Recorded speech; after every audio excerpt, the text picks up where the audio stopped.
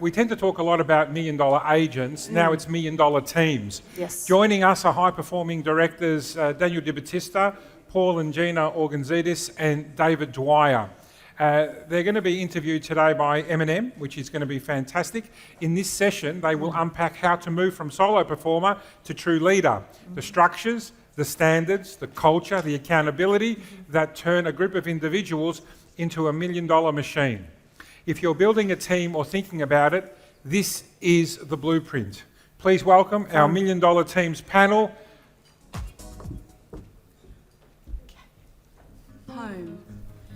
It's where we live, and it's where we feel safe.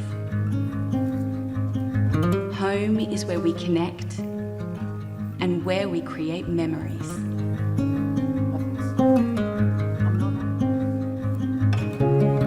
At Dwyer Properties, we understand what home means. Dwyer Properties, bringing you home to the Sapphire Coast. Well.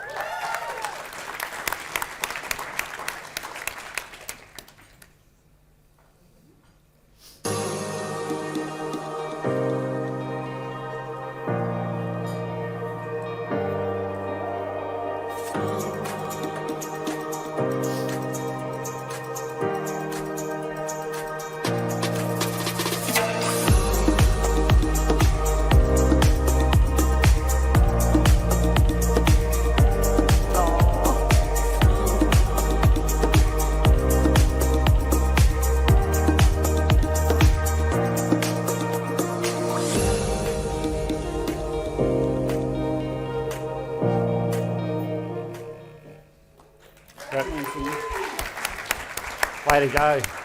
Thank you, guys. And we're waiting on Daniel Batista's video because he's going to get a video of himself auctioning. Is that right? Is that what you're doing, That's Daniel? Next year. That's the intention for next year. Welcome, guys. I love it. Welcome on board, guys. This is the first session for the afternoon. We've got big boots to fill. This morning was insane, wasn't it? Yes. I just thought the variety of the speakers this morning was so good. There's no one size fits all in this business, as we all know. And we know this the best because we are helping 150 different businesses around Australia to actually do what they do best. 158, Maria. 158. Don't rob the other eight. You're always the best with the numbers. And we even saw that from the two videos that we just saw, how different two businesses were in the way that they present themselves in the marketplace. We are super excited to have you guys here on board. You know what it takes to build million-dollar teams, and we're going to lift up the hood, we're going to go in the background, and you're going to let us know all of your secrets. So, David, can we start with you? 17 years in the real estate business. You have got market share in your area, but that all only came a little bit later, and obviously we're going to find out a bit more about that. Tell us the 60-second story. Introduce us to your business and to yourself, and to the team. I left school when I was 15 years old and started an apprenticeship in plumbing. I was offered an apprenticeship, so I moved into the plumbing, which is a 6-year apprenticeship, which meant 23 years old I started my first business as a plumber. And I continued with that. We built a business up. I ended up partnering with Tenya's father. And we built that up to where we had about 13 staff, a warehouse, a showroom, and a fleet of vehicles. So it was quite a business. In 2006, we sold that business. We moved to Merimbula for a sea change. Yeah. And Tenya to move into a pharmacy, and I didn't know what I was going to do. I saw an ad in the paper for real estate and no experience required. And I went, that's me, I've got no experience. So I jumped at that. So that was 2008. Now the office was memorable for two reasons. One of them was they gave fantastic training. We were part of the Genman, Gary Pittard system. And the training, I just latched onto that straight away. The second thing was it was a very toxic office. A lot of backstabbing, yelling in the office, people just doing the wrong thing. That was memorable for two reasons, and I'll get into that later, how that shaped how I built the business. So then in 2017, I started my own business. We in a small upstairs office, and I was it. I was the PA. I was everything.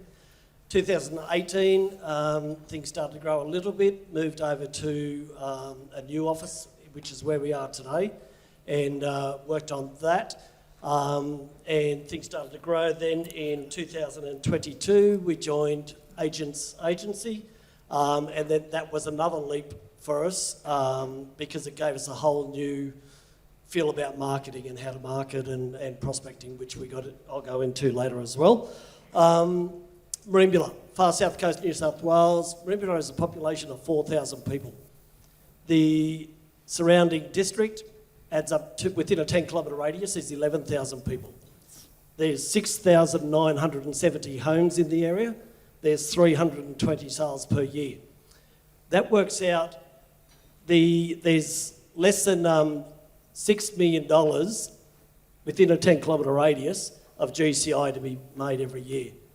By 2024, we own 2 million of that. So we were Well done. quite Well happy done. to sort of get to that point. So look, we've got a great team. They're sitting right here.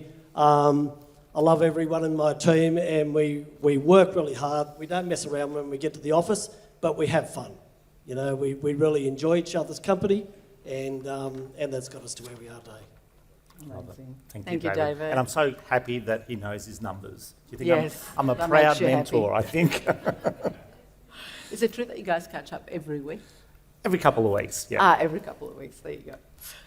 Daniel, tell us your story. 8 years in the industry, so the baby on this couch. I think you're 8 years ago. You started in real estate.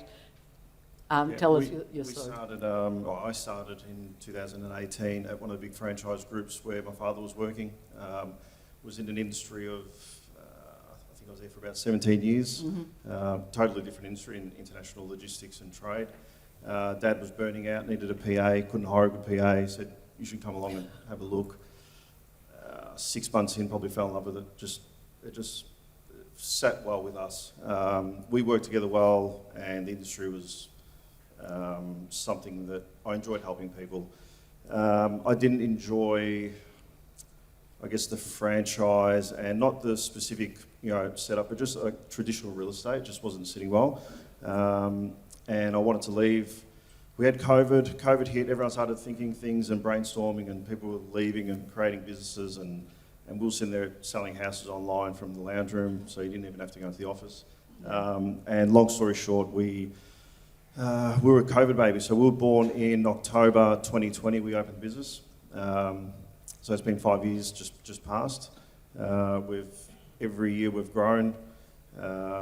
Since joining AA, I must admit we've cracked that $1 million barrier. We're always sort of stuck under it. So we've just cracked over it, which is good. Team of 6 now. We've just opened rentals PM a year ago, just over a year ago, which has been a good boost. Still young. Feel old, still young. We'll go into the why Yeah, a little bit later. Yeah. Thanks, Daniel. Guys, we've known you since this high. You've been in this amazing industry for 15 years.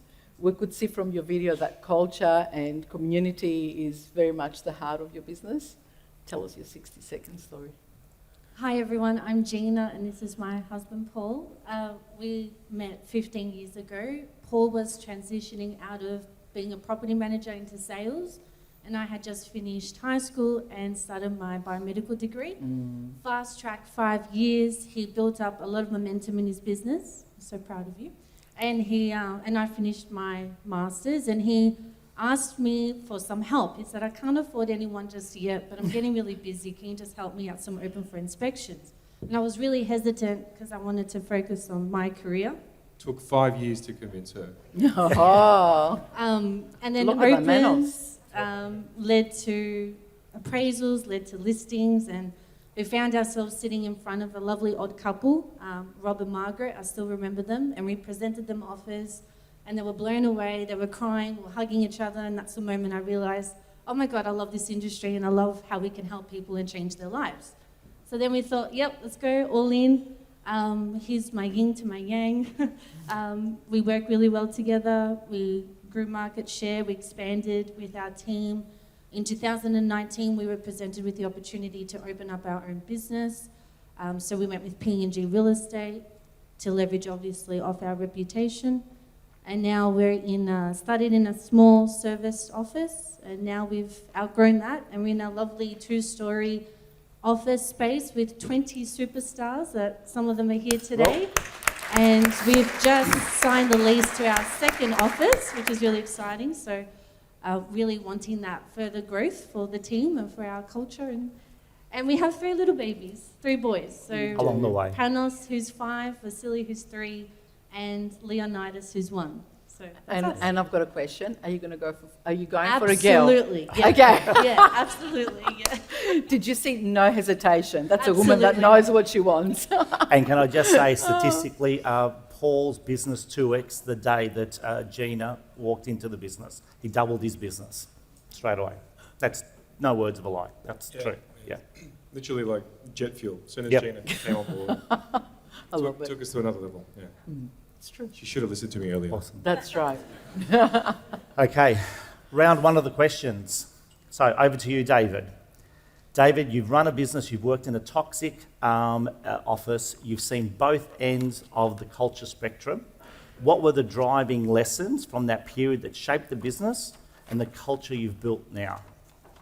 Yeah, so the 2 things that really came out of where I initially worked was, number 1, training. That you've got to invest in yourself and invest in your team. And with all our team, part of their package is that I will supply a certain amount of training each year. So that way, that's my debt to them. I must do that, supply that training for them. The big thing with the culture is that I knew what I didn't want. So I didn't want people that would be fighting over things. So the best way that I could think of to create that was to employ people that knew nothing about real estate. So I think you need to repeat that. I think that's a really important... Everyone in my team has no prior real estate experience. They've all been trained by myself and then by the rest of the team as well. So the big thing with that is I know that I needed to employ, number 1, people that I want to work with. The reality is that we spend more time with our colleagues than we do with our family. So choose wisely. And so number 1 criteria is that they have to be people that I want to work with. Number 2, they must be coachable. As soon as you get a yeah, but you know they're the wrong person for you. So if you're trying to suggest something to them and you get a yeah, but, sorry. So they must be coachable and they must want a career. Like I say to anyone when I'm employing them, I'm not offering you a job, but I'll give you a career. Yeah. And it's a really, really important point. I take it slow, and everyone in my team will tell you that every one of them has been busting to get, you want to get out the gate. You start in real estate and you get told to go prospect. And all you want to do is become a sales agent and list and do all that. But with everyone, I take it slow and I make sure, because I remember my early years, that the best thing I did, I was what they call a home finder, and the best thing I did was build up a database before I was set loose. So that time in training, the experience, the looking around, learning off everyone else, I just think that was invaluable. That was...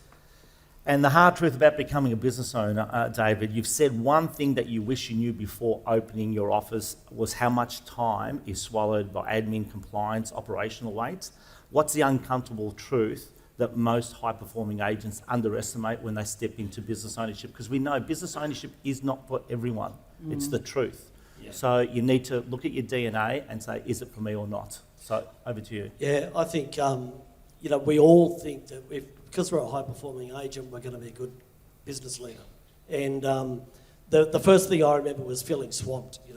There was everything. There was this, what software do we use, what compliance, all the compliance things, all the bookkeeping. There was just so much that you had to do that wasn't listing and selling, when as a high-performing agent, all you want to do is list and sell. You don't want to get caught up in all this. I'll let someone else handle that. And I really, and I said to you guys earlier, it's not because I'm on your stage that I'm saying this, but I really wish Agents Agency, I knew of it back then, because it just would have made my life so much easier. You know, Agents Agency or something similar that can supply that back end for you. So all we can do is list and sell. And then, of course, you've also got the, dealing with employees, and each person is different. And it's like being a football coach. You need to know how every player works, and you need to be able to work with that. If I can, the second thing that I really knew that I had to rely on was mentors, because it's lonely when you're a leader.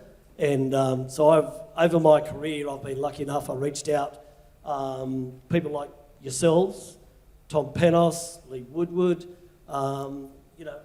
back in the early years, 2018, I couldn't afford to do a mastermind group, but I saw at ARIC one year, Tom Penos was doing a mastermind group with Dr. Fred. I redrew $5,000 out of my home loan and paid to go to that mastermind group. Paul, you guys might know this, Paul was in that same group, and that catapulted my career. Yeah. So, you've got to invest in yourself and have mentors that you can lean on. Well said. Thank you. Phenomenal. Yeah. My turn. Daniel. I've got to put my glasses on because I've got to read the question, Yes. as we've written it. Question 1. This is our standard as well. We do great work with great people. You've lived by that mantra. We do great work with great people. How has that philosophy shaped your team, your standards, your growth, and the type of clients you choose to work with?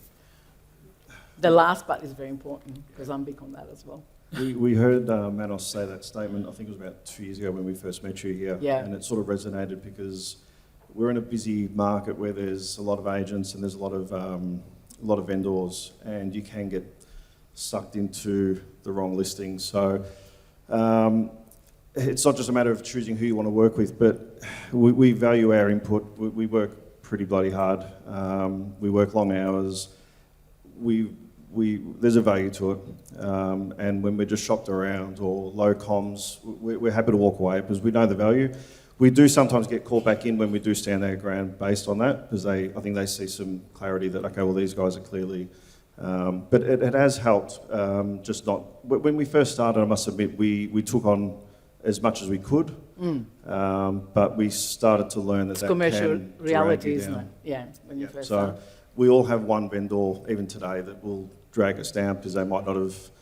They presented well at the listing presentation, but showed their true colours through the campaign. But it has helped. Just, I think the team appreciates how hard, like we all value our workload and how hard we work. So that comes through with our vendors.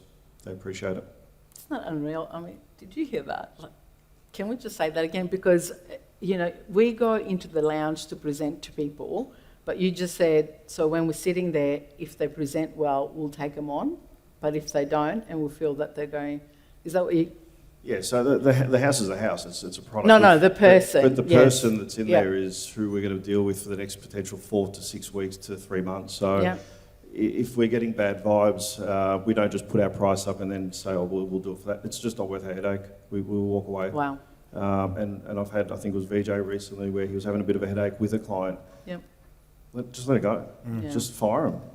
Like we've got more work to Yeah. bring on. Like it just sucks you out. Yeah, So it it's does. not worth the energy. It actually takes so much space in your brain, and then you're not there for the rest of your vendors that they are doing the right thing. They've been reasonable, and I think there's a reality, there's a return on investment that you need to make of every vendor that you have, but also the sunk costs of vendors that drag your energy. And achieving $1 million status is not because you take on every single client, it's because you take on the right clients. It's also who you hire. Like that mantra is not just for our vendors. It's also like when Vanessa and I are looking for staff, it is, 100%. yeah, they need to fit that. Yeah, 100%. Okay, question number 2, team dynamics. So as you grew, you were, which were the first tasks that you offloaded? What are the tasks that you will never outsource? So what have you offloaded already, or when you first started, and which are the ones that you're not going to outsource ever? There's campaign management, so the whole setting up open times, that sort of thing. Buyer callbacks, vendor reports. They took a while to offload because starting the business, we're sort of very protective of everything and we want to do everything. But I think what brought us over that $1 million bracket was letting go. Like we've hired people that can do the job better than me. So it's just let go and delegate some of these other things and just sort of, not just money productive, but more prospecting, more time to call vendors, vendor management. I wouldn't hand over. Like if it's my vendor, I'll deal with it. Negotiations towards the tail end of it all, post-auction negotiations. But yeah, marketing, prospecting, buyer callbacks, all that sort of stuff. We share it. Awesome. I love it. What do they say? Find really good people that they're even better than you, and let them do that task and get out of their way. That's it. So it's awesome. Thank you. Okay, the husband and wife team, which we know.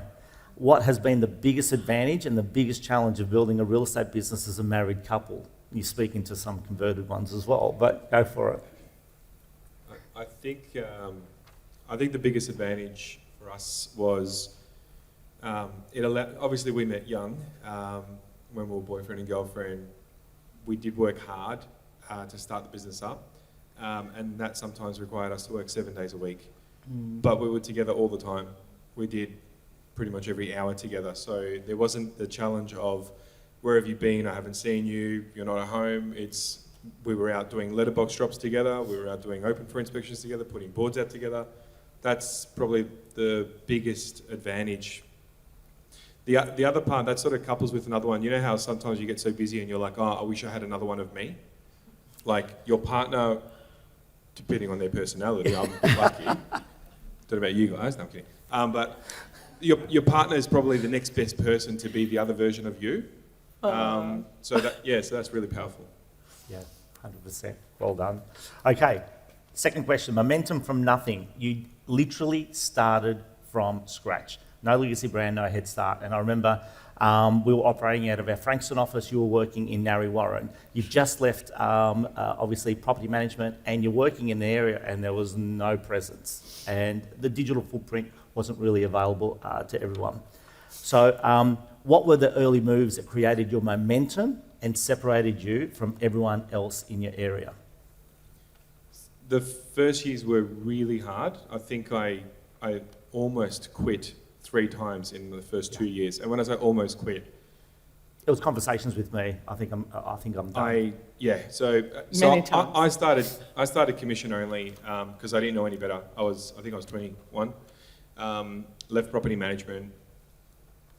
My sister knew the guys at eView, so I just went to eView, and I didn't know that commission only was a thing, and I didn't know there was another option, like actually getting paid for work. But Didn't we pay him? he got paid well. Don't worry.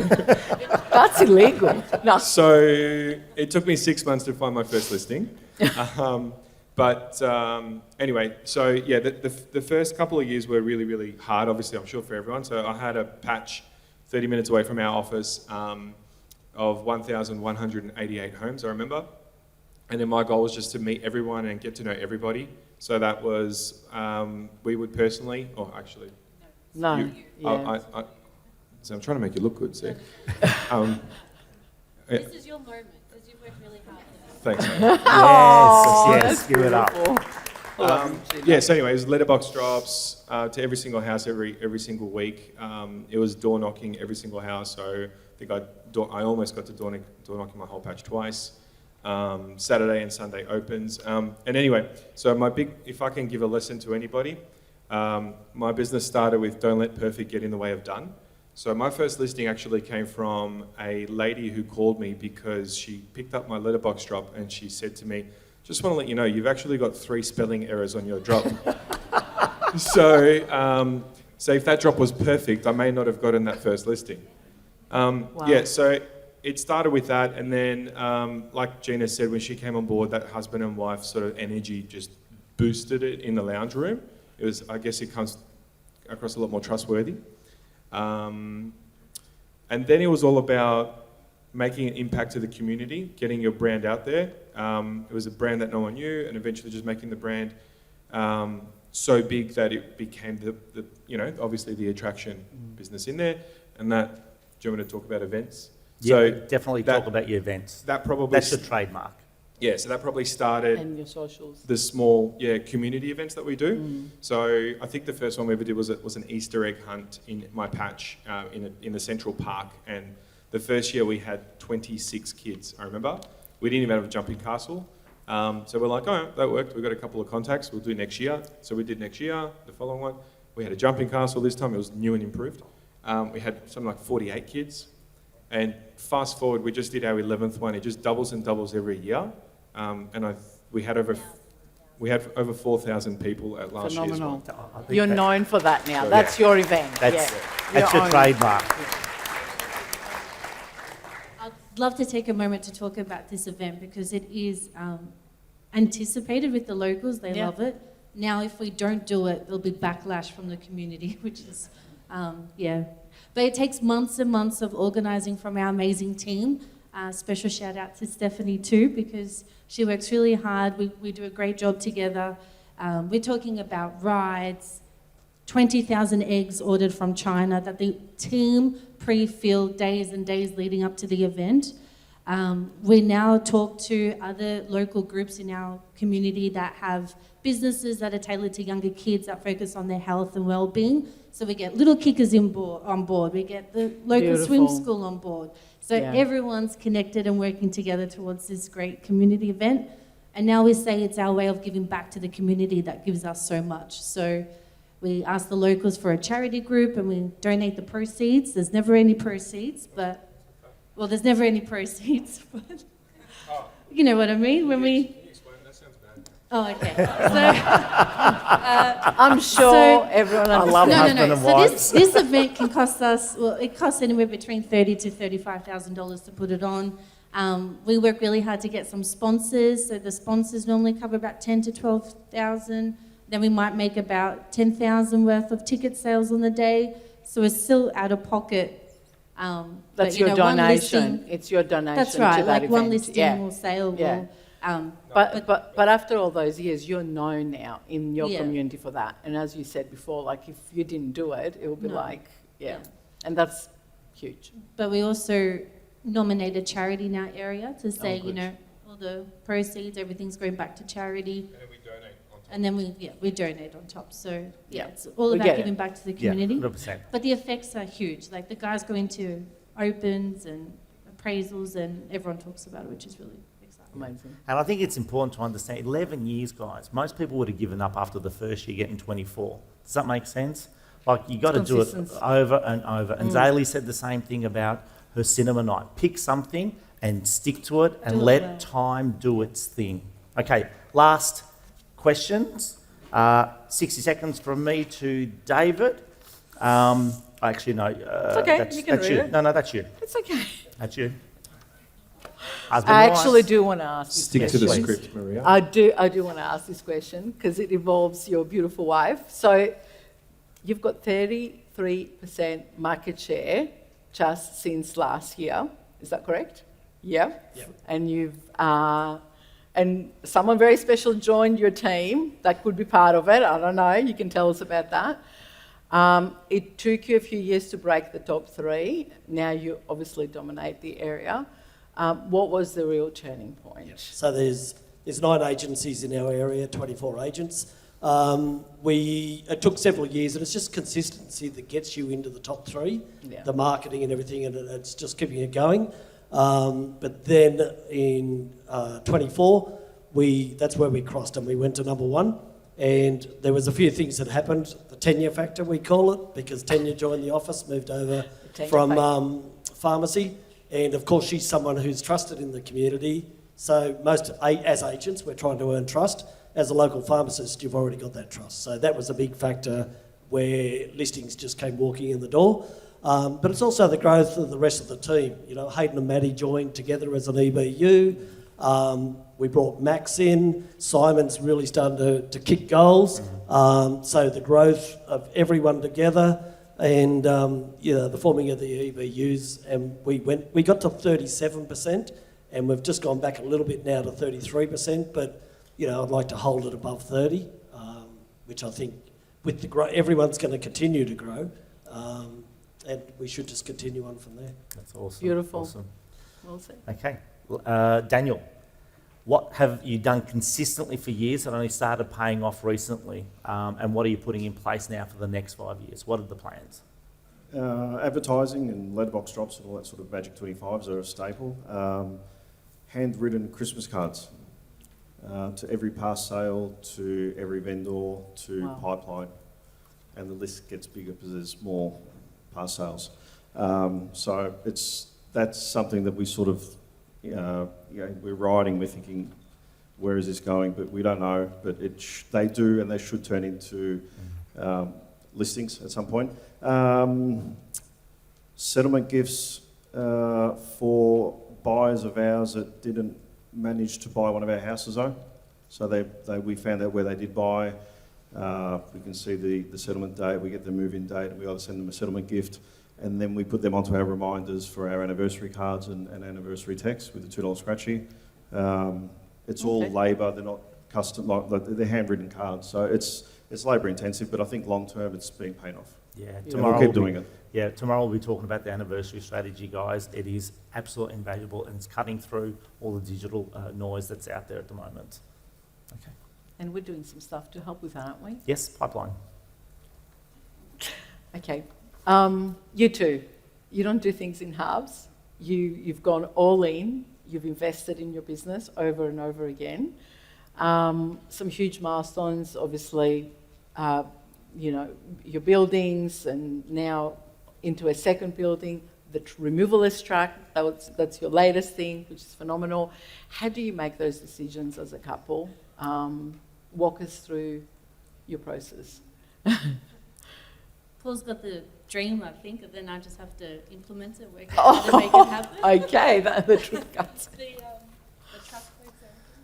Yeah, the trucks was a really cool idea, but I don't know, maybe we'll talk about that another time. No, talk about the No. trucks. Yeah, you've got 60 Yeah. seconds. Talk about that. I think it's an invaluable takeaway, especially what you've uncovered in doing the trucks. Yes. So if you can just brief it, it's a really invaluable. So when we grew out of our 8-person office into our current office, we got it for the frontage. It's got a really nice double-storey glass frontage on the street. It just came with a warehouse behind it, which was just a bonus. And it was actually around the same price as our previous one, so it just made sense. It's about the size of this room. Yeah, or about half. No. Half, Okay. yeah. Well, I'd like to exaggerate things. The whole but office. yeah. What does it say? Don't let the truth get in Get in the the way way of the story. of a good story. So anyway, for the first couple of years, we just had that warehouse sitting there, and honestly, we would just kick a soccer ball up against the wall and then turned it into tennis. And then one client said, "Oh, but where am I going to put all my stuff?" And we're like, "Hang on a sec.